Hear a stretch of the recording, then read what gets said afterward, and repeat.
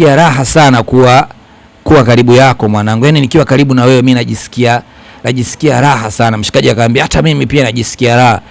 Mara ghafla eti wao wanashikana. Kudadadeki. Yaani ni wanaume imenaniliwi. Imekuja imefanya wewe ujinga mwanangu. Basi wakakisi movie yetu nzuri inaanzia jijini Lagos kwenye apartment fulani hivi. Kuna jamaa anaingia anaitwa Toby, yuko na begi lake, amekuja hapa mjini kwa ajili ya conference. Kuna mkutano fulani hivi wa kibiashara unatakiwa ufanyike hapo kwa kampuni imempangishia apartment, lakini kwenye apartment hii hatokaa peke yake, kuna mwenyeji wake hapa. Huyo mwenyeji wake anaitwa Bwana Alex. Kwa Toby amefika hapa, ameamua kupiga simu mpenzi apokee, ameamua kutuma voice note kwamba tayari nimekwisha fika, inahusika, nyumba ni nzuri na hapa nimetulia. Mara ghafla kwenye ngazi anashuka jamaa fulani hivi. Yeye ni daktari, huyu anaitwa Bwana Alex. Kwa akasalimiana pale, wewe ndio Toby? Akamwambia ndio. Na wewe ndio Alex? Ambaye ndio. Akamwambia okay, jisikie uko nyumbani. Hapa ni nyumbani kwako, kuwa huru. Lakini mimi nimekuja tu hapa mara moja ile kuchukua naniliu poche na kuondoka. Sasa chumba chako kinakuwepo hapo juu. Kwa hiyo utapanda ngazi hapo utakuta chumba chako, tukutane next time muda mwingine. Okay, bye. Basi ndo anakuja ile ghafla tu kamwaga mshikaji na speed kaondoka. Baadaye jioni jamaa amekaa anaongea na simu na mpenzi wake anamlaumu kwamba mshikaji amekuwa yuko busy sana na kazi kiasi ambacho ampi muda, kwa hiyo anataka break up, anataka waachane. Wakati yote anaongeleka Bwana Alex kumbe alikuwa anasikia, kwa akawa amekaa pale kwa pembeni amesikilizia, akajua kumbe mshikaji kaachika. Ndio hivyo mshikaji anajitahidi kubembeleza mchuma nini usiondoke, kwamba namaliza tu conference, nikimaliza tu narudi nyumbani kwa ajili yako, lakini baby Kamaindi kasema kwanza leo ndio mwanzo na mwisho kunipigia. Kwa jamaa akavunjika moyo, akawa analia, yupo ghetto anaziangalia zile picha za mchumba. Aamini kama ndo ameachana hivyo. Lakini wakati analia maana anasikia odi inagongo. Kwa kumbe chumba cha Alex kipo upande wa kushoto tu hapo. Kwa hiyo akasikia wakati mshikaji analia na kumbuka alivizia ile maongezi akajua kwamba mwamba kaachika. Kwa hiyo kaja hapa baada ya kusikia mwamba analia amekuja kumliwaza. Si unajua tena unakaa sehemu moja. Wa vipi hapo mwanangu, pole kwa aliyokukuta. Najua mapenzi nayo ndio hivyo, havinaga muda. Havidumu. Sasa analia na bubujika na machozi, akaja kumkumbatia ile kumbembeleza. Usijali mwanangu, ndio kawaida, najua hujapata chaguo sahihi, lakini ipo siku utabarikiwa, utapata chaguo sahihi ambaye atakuwa upande wako wa kushoto kwenye shida na la, na atakuvumilia kwenye kila changamoto. Sasa wakati anambembeleza anampapasa, unajua zile. Sasa wakati anampapasa umshikaji akashtukia, huyu vipi huyu, mbona ando, hebu niachie kwanza. Wewe unakuaje babu, mbona kana unanishikashika mjomba? Au wewe sio mtoto riziki? Mbona sikuelewi unamaanisha nini? Anambia uelewi kitu gani bwana, unanipapasa kama jike. Wewe mzee. Mimi sifagili pigo hizo. Mimi sio pindo ya mvua ujue. Hebu jichanganye. Toka hapa. Mwamba kama ndio na ujamaa, mbona ananipapasa? Hebu toka hapa. Jamaa kaangalia akaona yamekuwa hayo tena. Aondoka kinyonge, lakini bwana wewe toka bwana. Wewe vipi bwana, unanipapasa mimi mwanaume unanishikashika wewe jomba. Aondoka anashangaa, huyu jamaa vipi huyu? Au bwabwa hili. Oya bwana, ikapita siku hiyo. Imefika siku nyingine jamaa anaamka asubuhi, anapika mara amevaa kilemba cha pinki, kaptula ka pinki afu katika viuno. Sasa changao amevaa na ka crop top. Mdada anavaaje crop top kitofu kama yami kinaonekana nje, anakatika na tu viuno, anamwaga. Hizo rangi za pinki hizo ni laki za kina dada hizo. Jamaa akaongea mshenzi, anaonekana shoga huyu. Baadaye jioni amekuja mshikaji, anakuja hapa anaandaa tambi, anamwambia vipi mzee, nikuwekee tambi? Jamaa amekataa, sina shida mimi, sina njaa.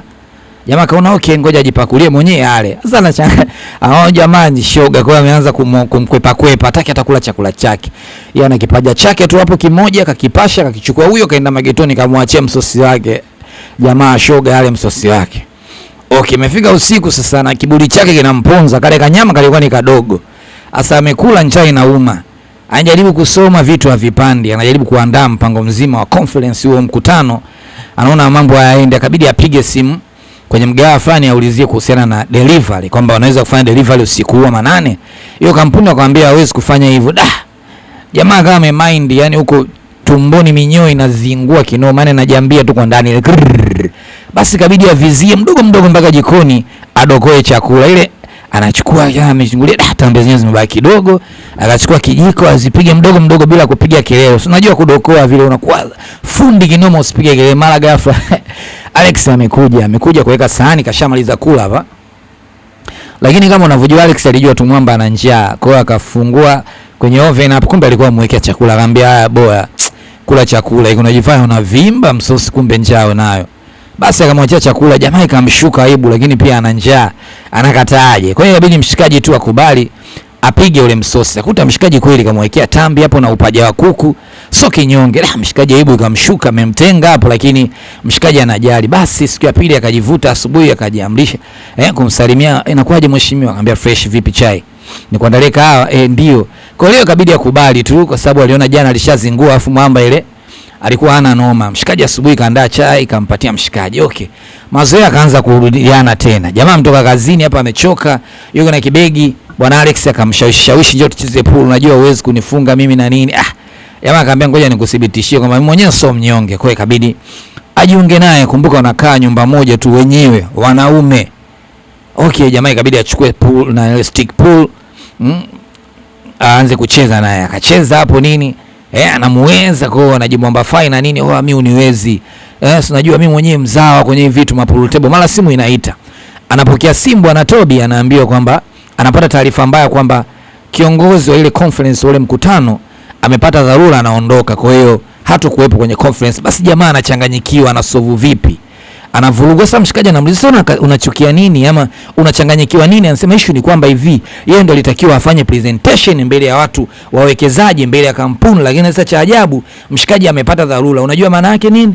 Maana yake mimi ndio natakiwa niongee mbele ya watu. Kwa hiyo nimechanganyikiwa na mimi sina uwezo kuongea mbele za watu. Kavurugwa jamaa, kazila, kaondoka.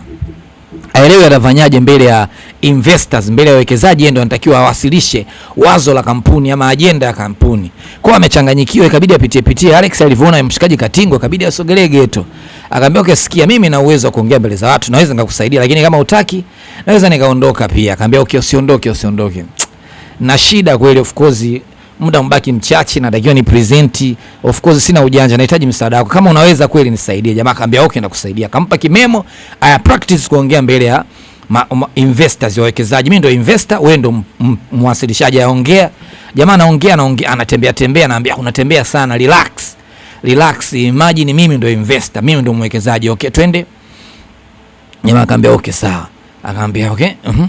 Anashika sana changa, mbona mimi nakula naongea, yeye anakula tukaanga. Ambaye Bobu, unanielekeza au unaendelea kunywa kinywaji chako nakula karanga? Mbona sikuelewi kwa mkubwa, afu umesema unaweza utanielekeza afu unanitosa. Mwamba kakasika kinoma, akamwambia unakata tamaa kila hizi, akamwekea dole la kati, fuck you. Basi wakacheka pale na nini, ndio hivyo mazoea yameshaanza kurudi. Kwa baada ya kumuelekeza vizuri, wakamaliza ile swala lao, ikabidi wakae sebleni wapige story. Jamaa akachukua wine nini, kaweka kwenye glasi hapo. Akamuuliza mheshimiwa, na unataka? Toby anakaza, lakini anyway kwa sababu ndo mwanae wanakaa pamoja, akakubali. Akammiminia glasi, wakaanza kupiga mvinyo hapo, wakapiga story 1 2 3, wametokea wapi, ilikuwaje, wakaelezea storia zao na nini. Basi wakaenjoy, wakafly sana. Muda ulipofika usiku, wamesha kunywa, wameelewa. Anamuuliza vipi, ushaye kupenda mtu afoka kuvunja moyo? Kumbuka Toby ametoka kuacha juzi tu hapa. Jamaa akamwambia nishaye kupenda mtu, lakini yule mtu akaniachaga. Alikuwaga rafiki yangu kipenzi. Sasa alivyokuja kugundua mimi na tabia fulani hivi, akasema mimi na tabia za kike, kwamba mimi demdemu nini, kwa afagili pigo zangu, akaniacha mbele za watu, akaona nisema vibaya na nizalau. Jamaa akasikitika sana. Asijue kwamba anamaanisha kwamba yeye ni shoga na rafiki yake aliyekuwa naye akamwachaga kwa sababu ya tabia hiyo ya ushoga, lakini kaongea kwa mafumbo. Mshikaji akampa pole bwana, siku ikaisha.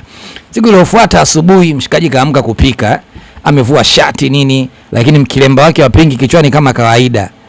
Mambo ya kidadadada, kilemba cha pinki, rangi hizi. Anyway, jamaa akatoka hapo, akamwambia niletee hiyo sahani hapo. Kamletea sahani, jamaa amepika afu anamlisha. Asa anamlisha romantic, na huyo jamaa linafumba macho kama libwabwa hivi. Yani ndio hivyo, jamaa amemlisha, mchizi anakula, anambia unajua kupika kinoma. Asa wakati mnaniliwa anampangusa pembeni.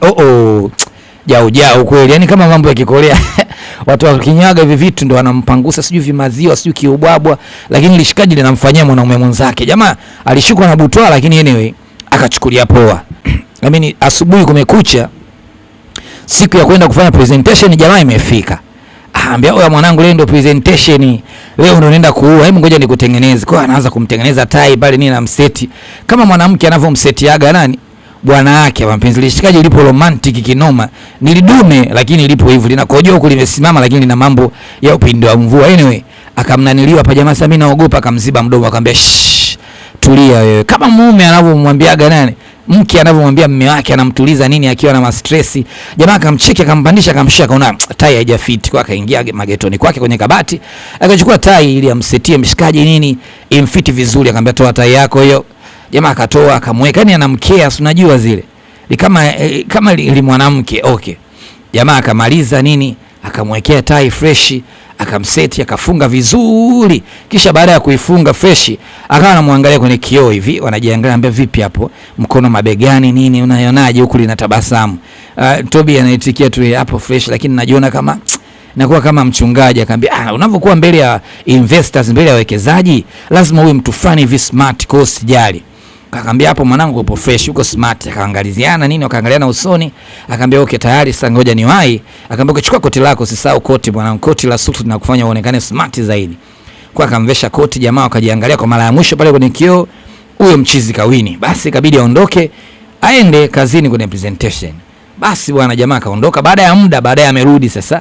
Amekuja amemkumbatia bwana Alex kwamba nimefanikiwa mwanangu, presentation imeenda vizuri, investors wamekubali. Sasa wakati anaongea naye kamshika kichwa na nini, ile jamaa linapata hisia eti linashikwa na mwanamume mwenzake, limeshikwa na butwa, alijui nini cha kusema, nini cha kufanya, yani amepagaa kushikwa vile.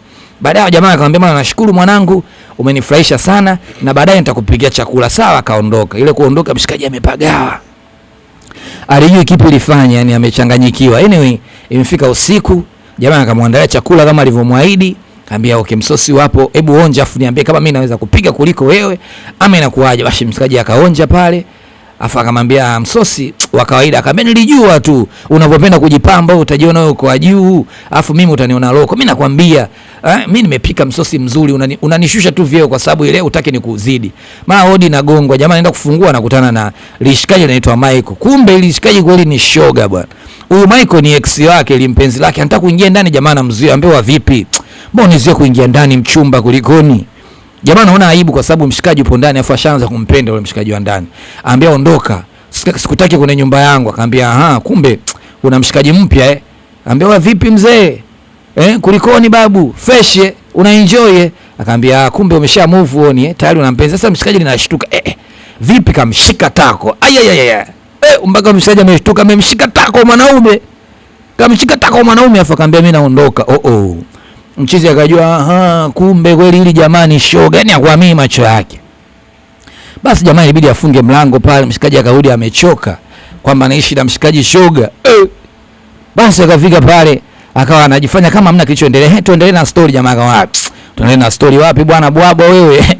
Ikabidi aondoke aende chumbani. Mshikaji naye kamkata sana, yuko ndani ana stress. Mchizi boti amerudi, huyo hapa amekuja mpaka getoni. Okay, baada ya muda kupita sasa anakuja anambia okay, nimeamua kurudishia tai, si unajua ile tai yako. Kumbe ile mshikaji nalo lina asili ya ubwabwa, kwa sababu kitendo cha kumuona mshikaji na mshikaji mwingine limepata uivu. Kwa hiyo limekuja huko kumwambia nimrudisha tai hapa na napenda kukuaga kwamba kesho mimi naondoka, nitaka nikae wiki nzima lakini kwa staili siwezi kwenda. Akamwambia vipi babu, nimekukela? Mahusiano yangu mimi yanakukela nini babu? Mbona mind vitu vya kawaida hivyo? Akamwambia hujui tu, unajua ile sijapenda yani nimekuja hapa sikujua kama mwanangu una mishe kama hizo. Sasa jamaa haelewi. Anambia sasa unamaanisha nini? Akamwambia hebu tulia kwa. Akamwambia mimi nataka kukuambia kitu kimoja mwanangu, usinichukulie vibaya lakini mimi najisikia raha sana kuwa karibu yako mwanangu. Yani nikiwa karibu na wewe mimi najisikia raha sana. Mshikaji akamwambia hata mimi pia najisikia raha. Mara ghafla eti wao wanashikana. Kudadadeki. Yani ni wanaume imenaniliwi. Imekuja imefanya wewe ujinga mwanangu. Basi wakakisi mwanangu. Jau kichizi. Yani umemaliza kukisi, wamelala kabisa mwanangu, amevunja kabisa amri ya 6 masela. Wapo kitandani, wakati wapo kitandani wameshachoka hapo, wameshapumuliana visogoni. Mara simu inaita ya mke. Kumbe hili jamaa lina mke pia, lakini pia nilichoga hapo. Ndo mwisho tukutane next time.